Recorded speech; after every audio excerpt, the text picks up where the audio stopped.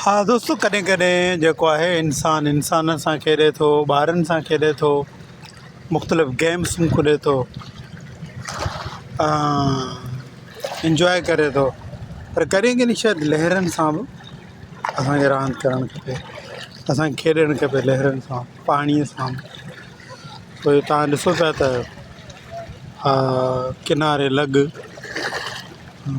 जेको आहे उहो हिकिड़ो मिलनि आहे लहरनि जो ऐं किनारे जो ऐं पाणीअ जो। ऐं पाणी जा पंहिंजा नख़रा आहिनि, तव्हां ॾिसो अचे थो वरी वञे थो, वरी कहिड़े तरह सां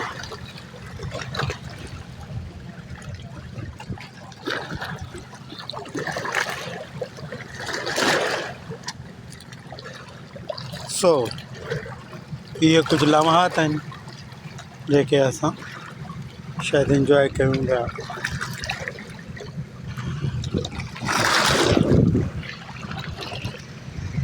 तंहिंजे करे असांखे जेको आहे उहो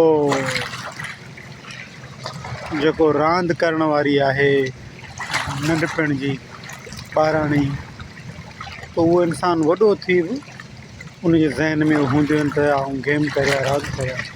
सो तंहिंजे करे मूं चयुमि था अॼु लहरनि सां बि थी वञे रांदि, गेम थी वञे। तमामु सुठो पियो लॻो त जीअं पाणी जेको आहे तव्हां ॾिसो कीअं अचे पियो मथे, ऐं बाक़ाइदा आवाज़ु आहे हिकिड़ो।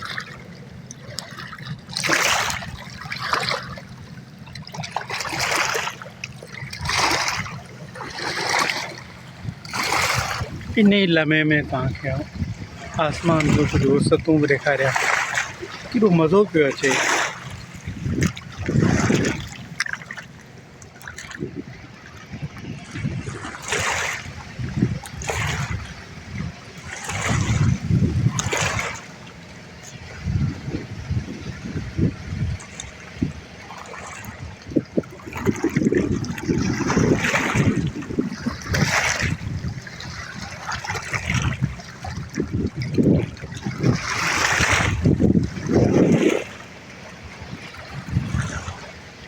आसमान जी सिॼु लहण पंहिंजी ख़ूबसूरती आहे, हुनखे असां करे सघूं था।